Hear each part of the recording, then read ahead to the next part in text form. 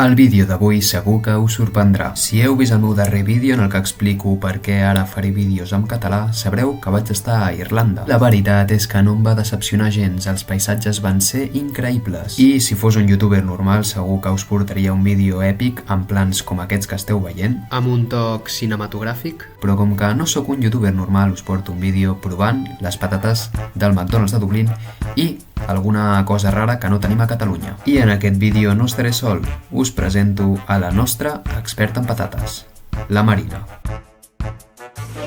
Anem a buscar coses rares, aviam què trobem.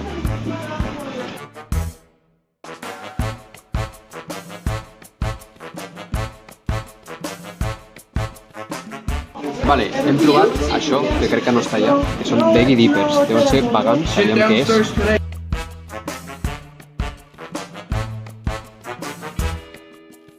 Bueno, ja estem aquí sentats i anem a provar això. Esperem que estigui bo perquè m'he gastat més de 5 euros.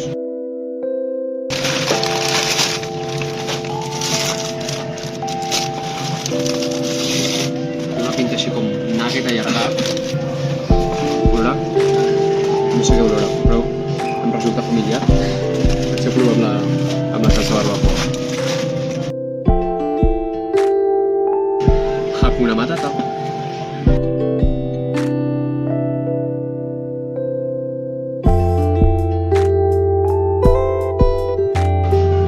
No sé si està bo o dolent,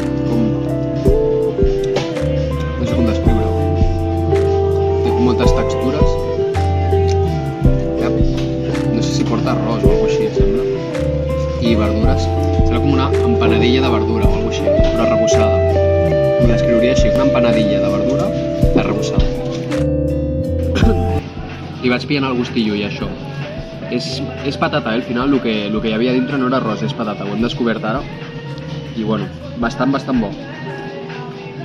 M'he acostumat al gust i la veritat que molt bé, va millorar.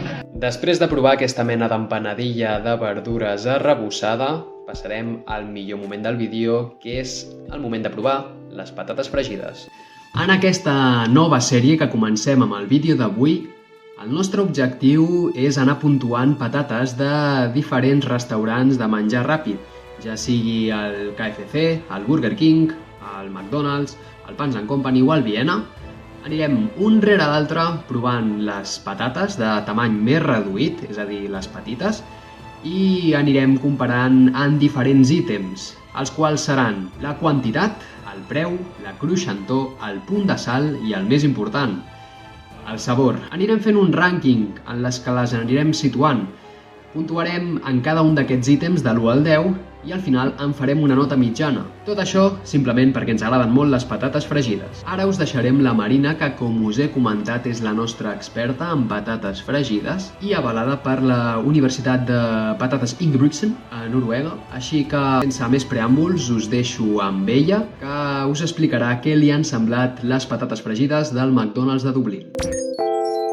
Aquí tenim les patates del McDonald's d'Irlanda, Dublín. Hem agafat les petites. Venen bastantes. El preu ha sigut 3 euros i comencem a provar-les.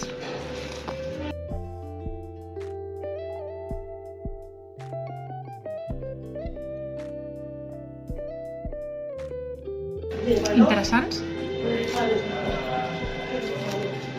Amb dos ja tenim suficient. Anem a puntuar.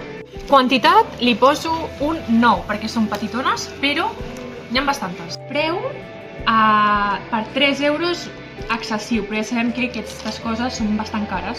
Llavors jo li donaria perquè n'hi ha bastantes, un 7,5.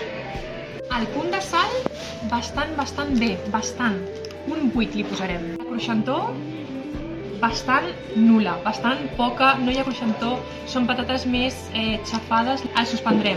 Primera patata suspesa amb un 3,5. El gust, bastant bé, però tampoc molt excel·lent. Li posarem un 6. Després de revisar les meves puntuacions que he fet, al final, la mitja d'aquestes patates, que al final els he anomenat patates bastant,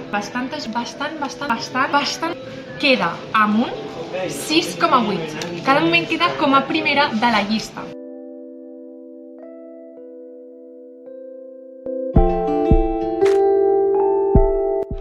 Ja? Espera. Anem a fer la mitja. No, anem a fer la mitja no.